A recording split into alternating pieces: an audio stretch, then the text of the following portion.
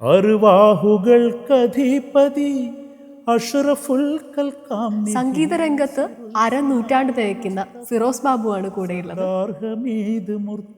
വളരെ കുറച്ച് ഗായകർക്ക് ബാബുഖാനോട് സംസാരിക്കാനും ബാബുഖാൻ്റെ കൂടെ ടൈം സ്പെൻഡ് ചെയ്യാനുള്ള അപൂർവ ഭാഗ്യം കിട്ടിയിട്ടുള്ള. എൻ്റെ 13 വയസ്സിലാണ് ബാബുക്ക മരണപ്പെടുന്നത്. ഇസ്ത്രി ഇട്ട ഡ്രസ്സുകൾ മാത്രം ഇട്ടിട്ട് വൈറ്റ് ആൻഡ് വൈറ്റ് ഇട്ട് ബാബുക്കയെ കണ്ടവരേ ഉള്ളൂ പലരും. ഒരു സൈഡ് ലേശം ചുണ്ട് ഒന്ന് ചെയ്തിട്ടുണ്ട്. ഹബീബി ഹബീബി ഹബീബി അനൂറിലായി മാനത്തെ ചന്ദ്രനൊത്തൊരു അതിന്റെ ഒറിജിനൽ ഇത് പാടി അദ്ദേഹം സൈഡ് പോക്കറ്റിൽ നിന്ന് ഇങ്ങനെ 500 ദിർഹംസ് അതെടുത്ത് ഇങ്ങനെ തന്നു. എക്സലന്റ് എന്ന് പറഞ്ഞു. ഇങ്ങനെ തബലയാണെന്ന് ഇതെന്താ ഇവിടെ എന്ന് വെച്ചു. ഇതിൻ്റെ ഒക്കെ ശബ്ദം കേൾക്കുകയെ ഇത് കാണുകയോ ചെയ്താൽ നിങ്ങൾ ജയിലിലാണ്. നമസ്കരിക്കാൻ സമയം മുസല്ലിട്ട് ഇങ്ങനെ കൈ കെട്ടുമ്പോൾ കരയായിരുന്നു, പൊട്ടിക്കരയായിരുന്നു. तो नहीं मगर ये हसी. ഇൻഷുറൻസിലാണ് ജോലി കിട്ടിയത്. നല്ല കമ്പനിയായിരുന്നു. അവിടെ അങ്ങോട്ട് നടക്കുമ്പോൾ മൂളും, ഇങ്ങോട്ട് നടക്കുമ്പോൾ മൂളും, അങ്ങനെയൊക്കെ ആയിരുന്നു. മീറാജ് രാവിലെ കാറ്റേ മരുഭൂ തണുപ്പിച്ച കാറ്റേ കരളിൽ കടക്കുന്ന കടലായി തുടിക്കുന്ന കുളിരിൽ കുളിക്കുന്ന കാറ്റേ. സൗണ്ട് സിസ്റ്റം വാടകയ്ക്ക് വിളിച്ചൊരു വീട്ടിൻ്റെ മുറ്റത്ത് വെച്ചിട്ട് രാത്രി എല്ലാം നിശബ്ദമായ സമയത്ത് അന്ന് അങ്ങനെ സൗകര്യമുള്ളൂ. കോഴിക്കോട് അന്ന് സ്റ്റുഡിയോ ഇല്ല. തങ്കക്കിനാവ് എന്ന് പറയുന്നത് അത് അന്ന് ആ ക്വാളിറ്റി മതി. അതും ടേപ്പ് റെക്കോർഡറിലിട്ട് കേൾക്കും. ഓമന തിങ്കൾ കിടാവൂ നല്ല. ഇപ്പുറത്ത് ഉമ്മ പാടുമ്പോൾ ഹസ്ബി റബ്ബി എല്ലാ എമിറേറ്റിലും വേണ്ടപ്പെട്ട ഒരു തബലിസ്റ്റായിട്ട് എല്ലാ പിന്നണി ഗായകരും ദാസേട്ടൻ, ജാനകിയമ്മ, വാണിയമ്മ, സുശീലമ്മ, ഉണ്ണിയേട്ടൻ, പിന്നെ വിധു, ഗായത്രി, മധു ബാലകൃഷ്ണൻ, ബിജു, MG ശ്രീകുമാർ, ചിത്ര ചേച്ചി എല്ലാവർക്കും വായിച്ചു. ഹിന്ദി ബാൻഡിന്റെ കൂടെ തബല വായിച്ചു. ട്രിപ്പിൾ മുന്നിൽ ഡോലൊക്കെ മടിയിൽ വെച്ചിട്ട് നമ്മളിപ്പോൾ ആ മെത്തേഡിൽ ഹിന്ദിക്കാരുടെ കൂടെ വായിച്ചു. വിശ്വപ്രപഞ്ചത്തിനാകെ റസൂലി വിശ്വാസികൾക്ക് ഹബീബി. നമസ്കാരം, സൈന സോക്ക് പ്ലസിലേക്ക് സ്വാഗതം. സംഗീത രംഗത്ത് അരനൂറ്റാണ്ട് തികയ്ക്കുന്ന ഫിറോസ് ബാബുവാണ് കൂടെയുള്ളത്. സ്വാഗതം. അരനൂറ്റാണ്ട് എന്ന് പറയുമ്പോൾ അതിലധികമാണ് അല്ലേ? ശരിക്കും 54 എണ്ണം പറയുകയാണെങ്കിൽ 54 വർഷമായി പാടാൻ തുടങ്ങിയിട്ട്, അല്ലെങ്കിൽ സംഗീത രംഗത്ത് പാട്ട് മാത്രമല്ല. അങ്ങനെ പറയുമ്പോൾ വേറൊരു ചരിത്രം കൂടി പറയണം. മലപ്പുറം ജില്ലയിൽ ആദ്യമായി ലളിതഗാനത്തിന് കേരള യൂത്ത് ഫെസ്റ്റിവലിൽ 1ാം സ്ഥാനം നേടിയ ആളാണ്. ഇതുവരെ ബ്രേക്ക് ചെയ്തിട്ടില്ലല്ലോ ചരിത്രം. ഇത്രയധികം വർഷമായിട്ട് യൂത്ത് ഫെസ്റ്റിവലിൽ അങ്ങനെ ഒരു ചരിത്രം കിടക്കുന്നുണ്ടല്ലേ? മലപ്പുറം ജില്ലയ്ക്ക് കിട്ടിയിട്ടേ ഇല്ല. കാരണം അന്ന് ആ കാലത്ത് എന്താന്ന് വെച്ചാൽ മലപ്പുറം ജില്ല പൊതുവേ അറിയാലോ ബാക്ക്വേർഡ് ഡിസ്ട്രിക്ട് എന്നല്ല പറയാം. അപ്പോൾ ഞാൻ കുറച്ചു പറയല്ല, കോൽക്കളി, ദഫ്മുട്ട്, മാപ്പിളപ്പാട്ട്, ഒപ്പന, അറവന, അറബി പദ്യം ചൊല്ലൽ, ഇതൊക്കെ മലപ്പുറത്തിന് കിട്ടൂ എന്നൊരു ധാരണയായിരുന്നു. അപ്പോൾ ഞാനും പേടിച്ചാണ് പാടുന്നത്. ഞാൻ ഇങ്ങനെ നോക്കുന്നു, പാലക്കാടുള്ള കുട്ടിയെ നോക്കുന്നു, തിരുവനന്തപുരത്തുള്ള കുട്ടിയെ നോക്കുന്നു. കാരണം ഇവിടെ നോക്കുമ്പോൾ പിന്നെ അക്കാഡമി, ഇവിടെ സ്വാതിരുന്നാൾ അക്കാഡമി, ഇങ്ങനെ അക്കാഡമികളെല്ലാം പേടിച്ച് ഈ നാട്ടിൽ നിന്നാണല്ലോ ഈ കുട്ടികൾ. അല്ലെങ്കിലും അവരുടെ ഒരു മൊണോപ്പൊളി ആയിരുന്ന ഒരു കാലഘട്ടം അറിയാലോ നമ്മൾ. അപ്പോൾ അങ്ങനെയാണ് പാടി പ്രൈസ് വാങ്ങുന്നത്. ഏത് വർഷം അത് 81-82 22ാമത് സംസ്ഥാന കലോത്സവം കണ്ണൂർ. പക്ഷെ ഇത്രയും വർഷം കഴിഞ്ഞിട്ടും അല്ലേ ഒരു തരത്തിൽ അതിലൊരു മാറ്റം ഉണ്ടാക്കാൻ പറ്റാത്ത റെക്കോർഡ് അവിടെ കിടക്കുന്നു എന്നുള്ള എന്നും അഭിമാനം. ഞാൻ അതിനുശേഷം ജൂറിയിലേക്ക് വന്നതിന് ശേഷം ഞാൻ ആ കണ്ണൂർ അവിടെ ആ ഗ്രൗണ്ടിൽ പല ഇനങ്ങൾക്കും ഗസല്, ലളിതഗാനം, വട്ടപ്പാട്ട്, മാപ്പിളപ്പാട്ടിനൊക്കെ ഞാൻ ജൂറി ആയിട്ടുണ്ട്, ആവുന്നുണ്ട്. അപ്പോൾ അവിടെ ഇരിക്കുമ്പോൾ ഞാനിങ്ങനെ ആലോചിച്ചു, ഈ പ്ലാറ്റ്ഫോമിൽ ആലോചിച്ച സങ്കടത്തോടെയാണ് കേട്ടോ. കാരണം ജില്ലയ്ക്ക് കിട്ടില്ല എന്ന് വെച്ച് ഞങ്ങളുടെ എസ്കോട്ടിംഗ് ടീച്ചർ പോവാം എന്ന് പറയുകയാണ്. അതാണ് അതിലെ വലിയ സംഗതി. തിരിച്ചു പോവാണ് ഞങ്ങൾ. കാരണം റിസൾട്ട് അപ്പോഴല്ലല്ലോ വരുന്നത്, ടാബുലേഷൻ കഴിഞ്ഞ് പിന്നെയല്ലേ പറയുന്നത്, ഏതെങ്കിലും വേദിയിൽ പറയുക. ഞങ്ങൾ തിരിച്ചുപോയി. എവിടെ കിട്ടാൻ മലപ്പുറത്തിന്. തിരിച്ചു പോയിട്ട് പിറ്റേ ദിവസം പത്രത്തിൽ പേര് കാണുകയാണ്. ഫോട്ടോ എടുക്കാൻ ഞാനില്ലല്ലോ അവിടെ. അപ്പോൾ പേര് കണ്ട് തൃപ്തിപ്പെട്ടു. അതിൻ്റെ ഒരു സങ്കടം. അപ്പോൾ വിദ്യാഭ്യാസ മന്ത്രിയെ, മുഖ്യമന്ത്രിയെ വേദിയിൽ കയറാനോ വാങ്ങാനോ ഒന്നും കഴിയാത്തൊരു സങ്കടം വല്ലാതെ തോന്നിയിരുന്നു. വന്ന് പക്ഷെ ഇന്നിപ്പോ ജൂറി ആയിട്ട് പോകുന്നു എന്നുള്ളത് തന്നെയല്ലേ അല്ലേ? ഈ സംഗീതത്തോടുള്ള താല്പര്യം, പാട്ടും തബലയും ഇതൊക്കെ പഠിക്കുന്നതൊക്കെ ആ കുട്ടിക്കാലത്ത് എങ്ങനെയാ? അതായത് വീട്ടിലെ അന്തരീക്ഷം അതിന് തികച്ചും അനുകൂലമായിരുന്നു. ബാപ്പ അത്യാവശ്യം കഴിയാനൊക്കെയുള്ള, അത്യാവശ്യം ജീവിക്കാനുള്ള വകയൊക്കെ ഉണ്ടായിരുന്ന ആളാണ്. പിന്നെ സംഗീതമായിരുന്നു അദ്ദേഹത്തിന്, കുറച്ച് രാഷ്ട്രീയവും. പുക്കാസ കേട്ടിട്ടുണ്ടല്ലോ, പുരോഗമന കലാസാഹിത്യ സംഘം. അത് പുക്കാസയ്ക്കൊക്കെ തുടക്കമിടുന്ന മലപ്പുറം ജില്ലയിലെ ഒരാളിൽ ഉപ്പയ്ക്ക് പങ്കുണ്ട്. പിന്നെ ഈ ക്ലബ്ബാണല്ലോ ഒന്ന്, ക്ലബ്ബുകളിൽ വന്ന് ഈ ഗുരുനാഥന്മാരിങ്ങനെ വന്ന് ഉസ്താദ്മാർ വന്ന് പാടുന്ന, ഹാർമോണിയം വായിച്ച് പാടുന്ന ഒരു കാലഘട്ടം, അതിനോട് ഉപ്പയ്ക്കുള്ളൊരു ക്രൈസ്. ഉപ്പയായിരുന്നു പലപ്പോഴും ഇവരുടെയൊക്കെ ഫൈനാൻസർ. അപ്പോൾ ക്ലബ്ബുകളിൽ ഇന്ന ആളെത്തുന്നു എന്ന് മറ്റു രീതിയിലൊന്നും അറിയുന്നില്ലല്ലോ.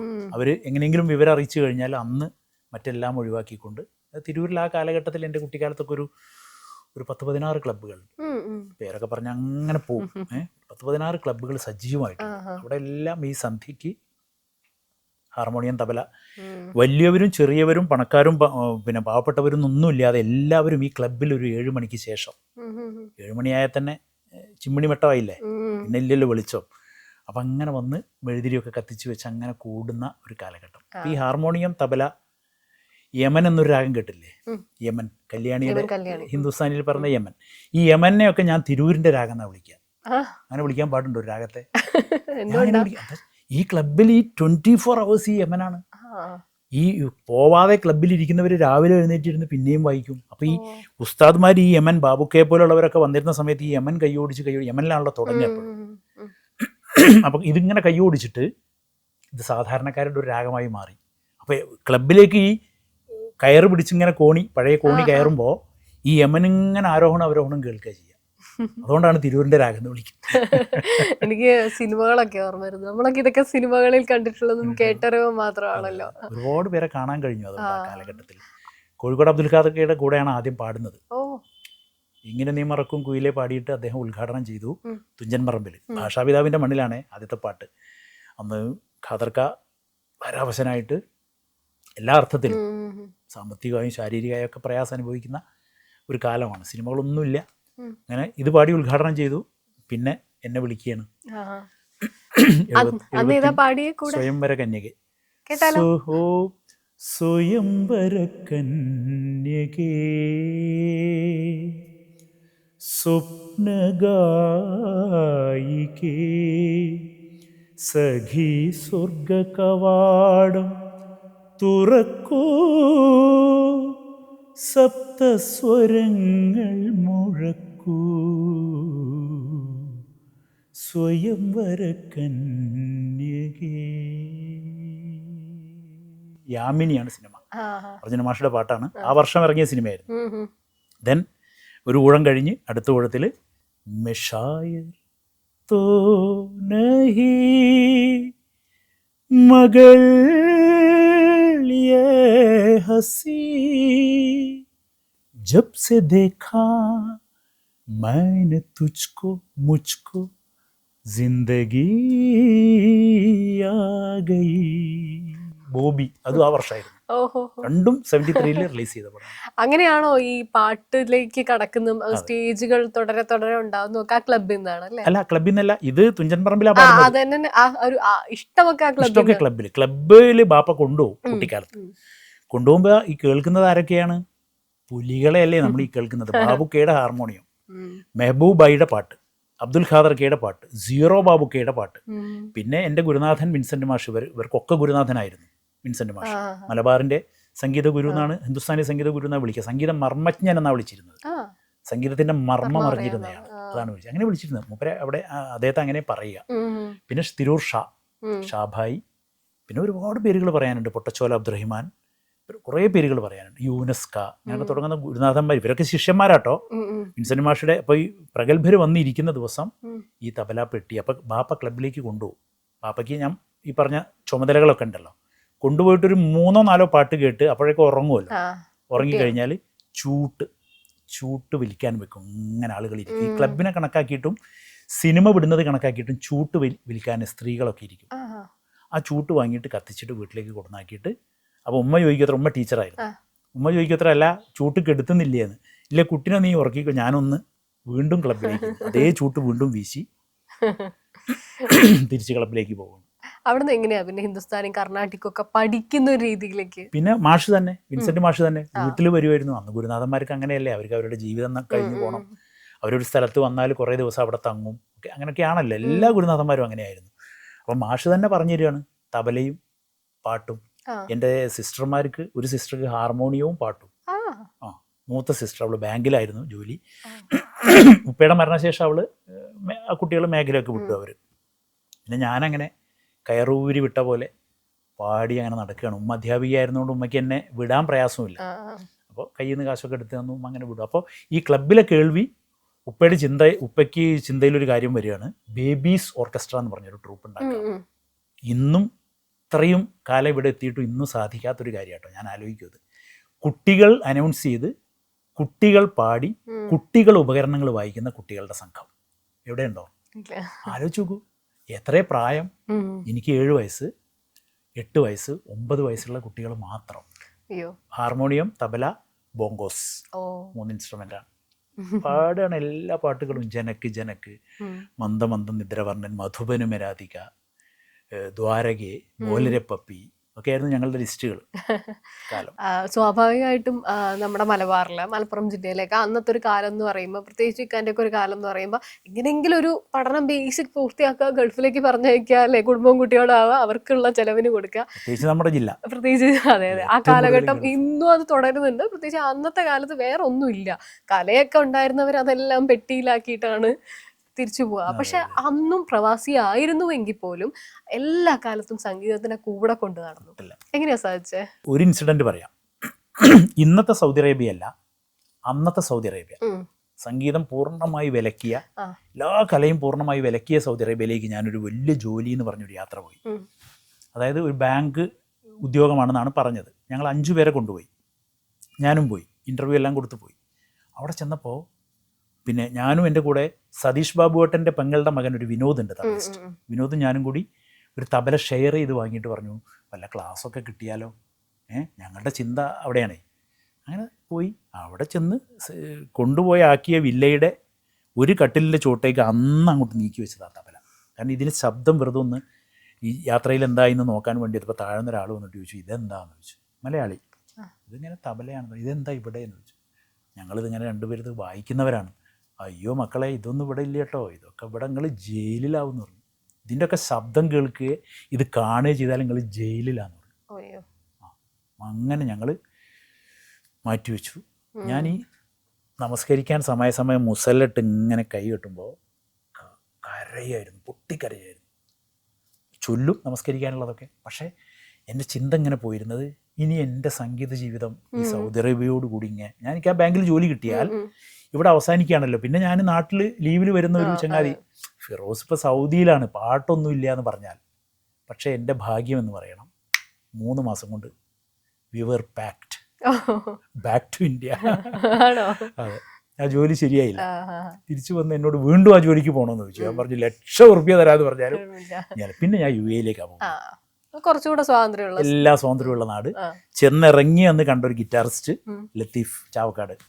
ലത്തീഫിനോട് ചോദിച്ചു, യാ റസൂലുള്ളയും പൂനില പുഞ്ചിരിയും മുത്ത് മെഹബൂബയും ഫുർഖാനുൽ അലീമാണൊക്കെ പാടിയ ആളല്ലേ എന്ന് ചോദിച്ചു. അതെ, ഈ പാട്ടൊക്കെ ശരിക്കും ഇവിടെ ഒന്ന് പാടി കൊടുക്കണം. അപ്പോഴേക്കും എൻ്റെ കാസറ്റുകൾ അവിടെ പ്രചരിച്ചിട്ട് ഇതങ്ങ് പാടി നശിപ്പിച്ചിട്ടുണ്ട് പലരും. എല്ലാവരും ഓരോ ഇഷ്ടത്തിനല്ലേ പാടുക, അങ്ങനെയല്ല പറയേണ്ടത്. അപ്പോൾ അങ്ങനെ ആയിട്ടുണ്ട് ആ പാട്ട്. പിന്നെ എന്നോട് ചോദിച്ചു, തബലയും വായിക്കൂല നിങ്ങൾ? പറഞ്ഞു, തബല വായിക്കും. പിടിച്ചോളൂ 2 ഡേറ്റ് എന്ന്. ലതിക ടീച്ചറുടെ ഒരു ഡേറ്റും അമ്പിളിക്കുട്ടൻ സിംഗറുടെ ഒരു ഡേറ്റും, 2 ഡേറ്റ് കിട്ടി. ആ ഡേറ്റിന് തബല തുടങ്ങുകയാണ്. അതിൻ്റെ ഒരു 3-ാം ദിവസം മുതൽ തബലയൊക്കെ കൊണ്ടുപോയിട്ടുണ്ട് UAE ആയതുകൊണ്ട്. ആ യാത്ര അങ്ങനെ തുടർന്നു. എനിക്ക് വിടേണ്ടി വന്നില്ല. പിന്നെ ഇൻഷുറൻസിലാണ് ജോലി കിട്ടിയത്. നല്ല കമ്പനിയായിരുന്നു. അവിടെ അങ്ങോട്ട് നടക്കുമ്പോൾ മൂളും, ഇങ്ങോട്ട് നടക്കുമ്പോൾ മൂളും. അങ്ങനെയൊക്കെ ആയിരുന്നു. പിന്നെ അവർക്കൊക്കെ മനസ്സിലായി ഞാൻ സിംഗറാണെന്നുള്ളത്. പിന്നെ ആ കമ്പനിയുടെ പാർട്ടിക്ക് ഞങ്ങളുടെ ബോസ് വലിയ സ്ഥാനത്തിരിക്കുന്ന ആളാണ്, അവിടുത്തെ ഷെയ്ഖ് ഫാമിലിയിലെ ആളാണ്. അദ്ദേഹം വന്ന പരിപാടിക്ക് ഞാൻ ഹബീബി നൂറിലാനി സഖിൽ ഖയാലി ആഷിഖ് തയാൽസുമി വല ഗൈറ അബ്ദി സാനി ഹബീബി ഹബീബി ഹബീബി നൂറിലാനി. ഈ പാട്ടില്ലേ അറബി, ആഹാ. നമ്മുടെ മാനത്തെ ചന്ദ്രനത്തൊരു അതിന്റെ ഒറിജിനൽ. നമുക്കത് ഓർമ്മ വരും. ആ ഇത് പാടി അദ്ദേഹം സൈഡ് പോക്കറ്റിൽ നിന്ന് ഇങ്ങനെ 500 ദിർഹംസ്, അന്നത്തെ 500 ദിർഹംസ് എടുത്തിട്ട്, ശമ്പളം അതിന്റെ ഒരു ഇരട്ടിയുള്ളൂ നമുക്ക് ഒരു മാസം തുടങ്ങിയപ്പോൾ, ജോലി തുടങ്ങിയപ്പോൾ അതെടുത്തിങ്ങനെ തന്നു. എക്സലന്റ് എന്ന് പറഞ്ഞു. അപ്പോൾ ഞാൻ ആ ഉച്ചാരണമൊക്കെ പഠിച്ചു വെച്ചതിൻ്റെ ഒരു ഗുണമാണല്ലോ. അല്ലെങ്കിൽ അവരുടെ മുമ്പിൽ നമുക്ക് ബോംബെയിൽ പോയിട്ട് ഹിന്ദി പാടി രക്ഷപ്പെടാൻ പറ്റുമോ? എങ്ങനെ പാടിയാലും പറയും ഉച്ചാരണം തെറ്റിയെന്ന്. അതുപോലെ അറബിയുടെ മുന്നിൽ ഞാൻ അറബിയ പാടുന്നത്. ആ യാത്ര അങ്ങനെ തുടർന്നു. അപ്പോൾ അവിടെയും ഞാനൊരു പ്രിയപ്പെട്ടവനായി. പിന്നെ UAE എല്ലാ എമിറേറ്റിലും 7 എമിറേറ്റ്സിലും ഇഷ്ടപ്പെട്ട ഒരു തബലിസ്റ്റായിട്ട്. പാട്ട് കുറഞ്ഞു കേട്ടോ, പാട്ടൊന്ന് കുറഞ്ഞു. പാട്ടുകാരാണല്ലോ അവിടെ ഉള്ളത്, ഇവിടുന്ന് വരുന്നതും പാട്ടുകാരാണല്ലോ. എല്ലാവർക്കും വായിച്ചു എന്നുള്ളതാണ്. ഞാൻ ആ ഒരു ഗൾഫ് ടോപ്പിക്ക് നമുക്ക് നിർത്തണമെങ്കിൽ ഇത് പറഞ്ഞ് നിർത്തണം. എല്ലാ പിന്നണി ഗായകർക്കും, ദാസേട്ടൻ, ജാനകിയമ്മ, വാണിയമ്മ, സുശീലാമ്മ, ഉണ്ണിയേട്ടൻ, പിന്നെ വിധു, ഗായത്രി, മധുബാലകൃഷ്ണൻ, ബിജു, പിന്നെ എത്ര പേരുകൾ പറയണം, MG ശ്രീകുമാർ, ചിത്ര ചേച്ചി, എല്ലാവർക്കും വായിച്ചു. ഹിന്ദി ബാൻഡിന്റെ കൂടെ തബല വായിച്ചിരുന്നു. തബല എന്ന് പറയുമ്പോൾ ഡോലക് വിത്ത് ട്രിപ്പിൾ ഡ്രം, ഒരു മെത്തേഡ് ഇല്ലേ, ട്രിപ്പിൾ മുന്നിൽ ഡോലക്ക് മടിയിൽ വെച്ചിട്ട് നമ്മളിപ്പോൾ സീലൊക്കെ കാണുന്നത് ഹിന്ദി പ്രോഗ്രാം, ആ മെത്തേഡിൽ ഹിന്ദിക്കാരുടെ കൂടെ വായിച്ചിരുന്നു. അവരുടെ കൂടെ വായിച്ചത് കൊണ്ട് സോനു, അനുരാധ പൊതുവാൾ, അൽക്ക യാഗ്നിക്, OP നയ്യാർ, മുഹമ്മദ് അസീസ്, അഭിജിത്ത്, ഒരുപാട് പേരുണ്ട് ഇവിടെ. ആ 12 വർഷം എനിക്ക് ഇവിടെ നാട്ടിൽ നഷ്ടപ്പെട്ടു പോയെങ്കിലും, ഞാൻ കാസറ്റുകളൊക്കെ പാടി നിൽക്കുന്ന സമയത്താണ് ഈ യാത്ര. നഷ്ടപ്പെട്ടു പോയി എന്ന് പലരും പറഞ്ഞു. പോയെങ്കിലും ഞാൻ അവിടുന്ന് അനുഭവിച്ചൊരു സുഖമുണ്ടല്ലോ, അതെല്ലാം തിരിച്ചു പിടിച്ച് തബല വായനയുടെ ഒരു സുഖം. അതുകൊണ്ട് ഇപ്പോൾ പേടിയൊന്നുമില്ല, എന്ത് പാടിയാലും വായിക്കാം. ഈ ആദ്യമായിട്ട് പാടുന്ന കാസറ്റ് ഏതാ? ആദ്യം പാടുന്ന കാസറ്റ് റെക്കോർഡുകളിൽ നിന്ന് കാസറ്റിലേക്ക് വരുന്നത് 80ക്ക് ശേഷമാണല്ലോ. അതുവരെ റെക്കോർഡുകളായിരുന്നു, റെക്കോർഡ് പ്ലെയർ. 80, 81, 82 നമ്മുടെ ഇവിടെയും കാസറ്റുകളായി തുടങ്ങി. 83 തങ്കക്കിനാവ്. അത് സൗണ്ട് സിസ്റ്റം വാടകയ്ക്ക് വിളിച്ച് ഒരു വീട്ടിൻ്റെ മുറ്റത്ത് വെച്ചിട്ട് രാത്രി എല്ലാം നിശബ്ദമായ സമയത്ത്, അന്ന് അങ്ങനെ സൗകര്യമുള്ളൂ. കോഴിക്കോട് അന്ന് സ്റ്റുഡിയോ ഇല്ല. എറണാകുളത്ത് അന്ന് രവിപുരത്ത് ഉണ്ണിയേട്ടൻ്റെ ആലാപും CAC-യും കലാഭവനും, ഒരു സ്ഥലത്ത് ദേവസി, ഒരു സ്ഥലത്ത് രാമോട്ടൻ, ഒരു സ്ഥലത്ത് പെരേര മാഷ്. ഒന്നും മറന്നിട്ടില്ല ഞാൻ. രാമേട്ടൻ മരിച്ചു, ദേവസിയേട്ടൻ എവിടെയെന്ന് അറിയില്ല, പെരേര മാഷും മരണപ്പെട്ടെന്ന് തോന്നുന്നു. അപ്പോൾ ഈ സ്റ്റുഡിയോകളിൽ പിന്നെ പാടുന്നത്, ആദ്യം പാടുന്നത് സൗണ്ട് വാടകയ്ക്ക് എടുത്തിട്ട് തങ്കക്കിനാവ് എന്ന് പറയുന്നത്. അത് അന്ന് ആ ക്വാളിറ്റി മതി, അതും ടേപ്പ് റെക്കോർഡറിലിട്ട് കേൾക്കും. അതാണ് ആദ്യത്തെ കാസറ്റ്. വളാഞ്ചേരിക്കാരൻ ഒരു കക്ഷിയാണ് അത് എടുത്തത്. രണ്ടാമത്തെ കാസറ്റ് ആലാപിൽ ഉണ്ണിയേട്ടം വാങ്ങുന്നതിൻ്റെ മുമ്പ് ആലാപ് ശ്രീരാഗമായിരുന്നു. ശ്രീരാഗത്തിലാണ് പാടിയത്. ലബേക്കിൽ സതീഷ് ബാബുവേട്ടനും ഞാനും സുബില സദാനന്ദനും, സുബിലേച്ചിയും, പിന്നെ ഇന്ദിരാ ജോയ്, TKM കോയ. അതിൽ ആദി ബസുമലത്തോട് ഹംദും വിരുത്തി ഞാൻ, ആദി ബസുമലത്തോട് ഹംദും വിരുത്തി ഞാൻ, ആദിയിൽ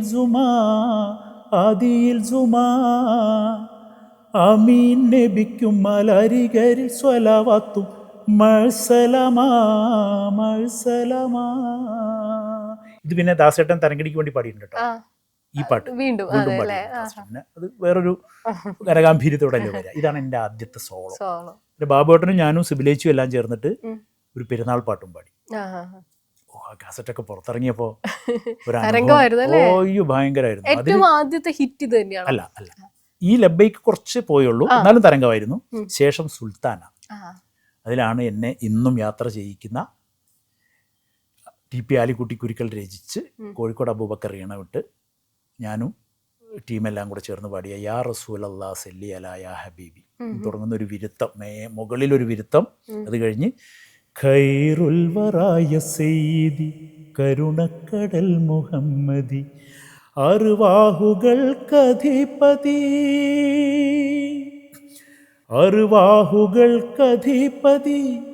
അഷ്റഫുൽ കൽക്കാം നിധി സിറുൽ സിനായ മുസ്തഫ സർദാർ ഹമീദ് മുർത്തല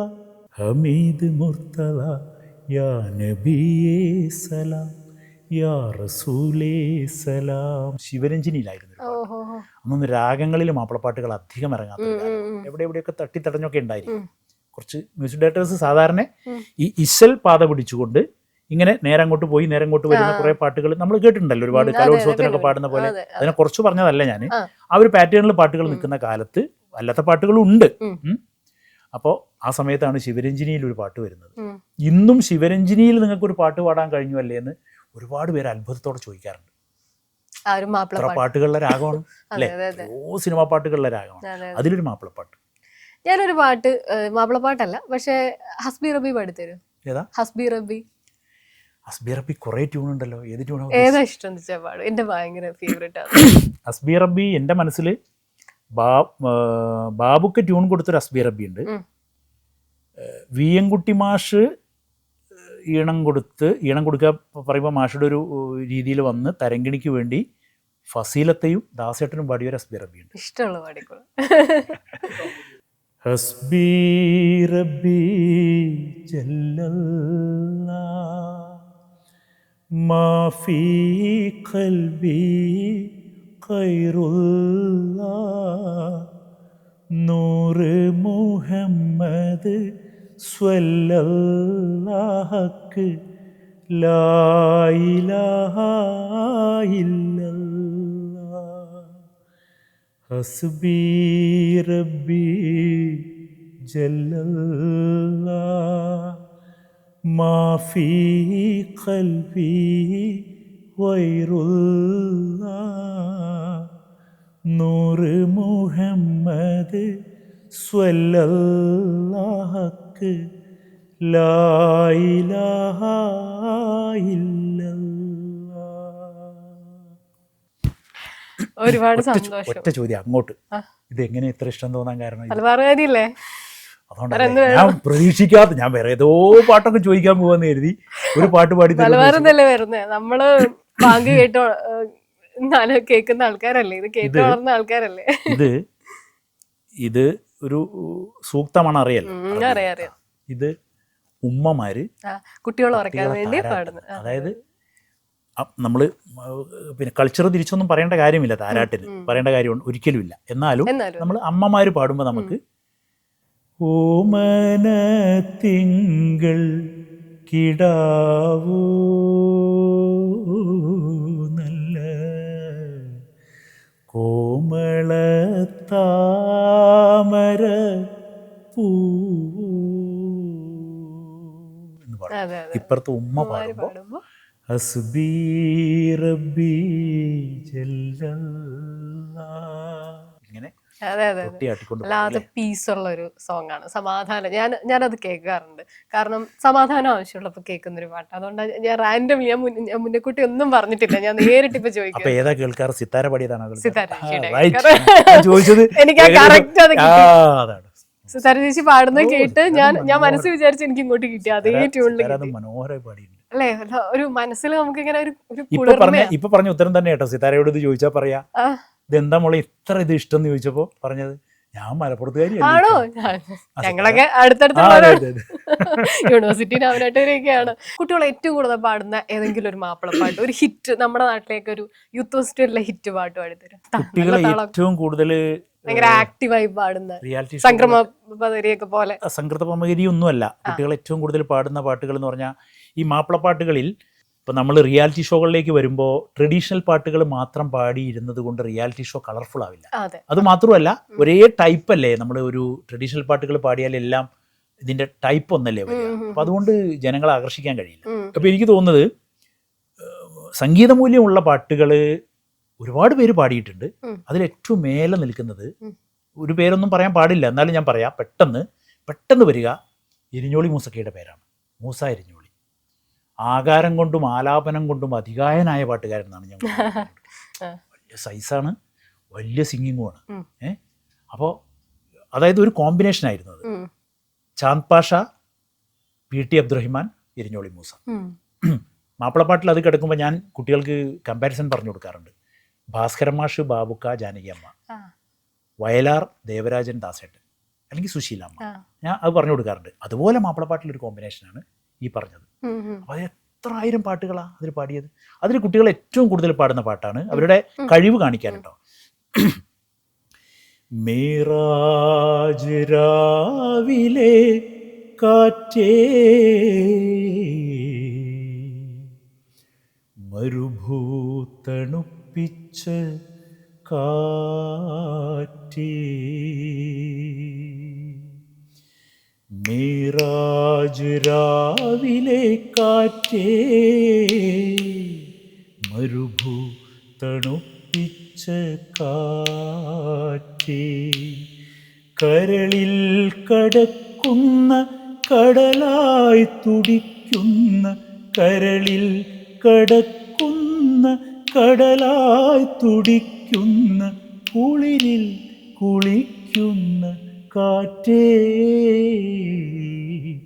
മിറാജ് രാവിലെ കാറ്റേ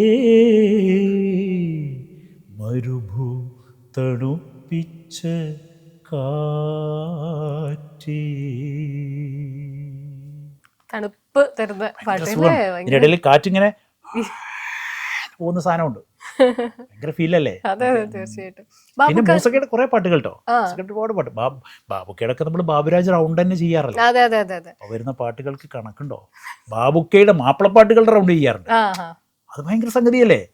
അത്രയും കുട്ടികൾക്ക്, മത്സരിക്കുന്ന കുട്ടികൾക്ക് മാപ്പിളപ്പാട്ടുകൾ എടുത്ത് ബാബുക്കയുടെ പാട്ടായിട്ട് പാടണമെങ്കിൽ അപ്പോൾ മാപ്പിള സ്ട്രക്ചറിൽ അദ്ദേഹം എത്ര മാപ്പിളപ്പാട്ടുകൾ ചെയ്ത് കാണുമെന്ന് ആലോചിക്കുക. എത്രയാ പാട്ടുകൾ ചെയ്തത്, കയ്യും കണക്കില്ല. എത്രയോ വളരെ കുറച്ച് ഗായകർക്ക് ബാബുഖാനോട് സംസാരിക്കാനും ബാബുഖാൻ്റെ കൂടെ ടൈം സ്പെൻഡ് ചെയ്യാനുള്ള അപൂർവ ഭാഗ്യം കിട്ടിയിട്ടുള്ളൂ. അത് കിട്ടിയ ആളാ അല്ലേ? എന്താ ആ ഓർമ്മ? എന്താ സംസാരിച്ചിരുന്നത്? സംസാരിക്കാൻ കഴിഞ്ഞു എന്ന് പൂർണ്ണമായിട്ട് പറഞ്ഞുകൂടാ. ബാബുക്കയെ കാണാൻ കഴിഞ്ഞു. നമ്മൾ സംസാരിക്കുമ്പോൾ നമുക്കിപ്പോൾ ഒരുപാട്. എൻ്റെ 13 വയസ്സിലാണ് ബാബുക്ക മരണപ്പെടുന്നത്. എൻ്റെ 13 വയസ്സിൽ. പിന്നെ 13 വയസ്സിൽ ബാബുക്ക ആദ്യത്തെ പാരാലിസിസ് വന്നിട്ട് വളരെ അവശനായിട്ട് ഫുൾ ഇസ്ത്രീയിട്ട ഡ്രസ്സുകൾ മാത്രം ഇട്ടിട്ട് വൈറ്റ് ആൻഡ് വൈറ്റ് ഇട്ട് ബാബുക്കയെ കണ്ടവരേ ഉള്ളൂ പലരും. അപ്പോൾ അതൊന്നും തേക്കാത്ത ഷർട്ടും തേക്കാത്ത തുണിയും. അപ്പോൾ ഒരു സൈഡ് ലേശം ചുണ്ട് ഒന്ന് ഇത് ചെയ്തിട്ടുണ്ട്. അങ്ങനെ ബാബുക്ക തിരൂരിലൊരു പരിപാടിക്ക് അവസാനം റെക്കോർഡ് ചെയ്ത പാട്ട് വിശ്വപ്രപഞ്ചത്തിനാകെ റസൂല്. വിശ്വപ്രപഞ്ചത്തിനാകെ റസൂല് വിശ്വാസികൾക്ക് ഹബീബി. ഇതാണ് അവസാനം പ്രയാസപ്പെട്ട് പാടി റെക്കോർഡ് ചെയ്ത പാട്ട്.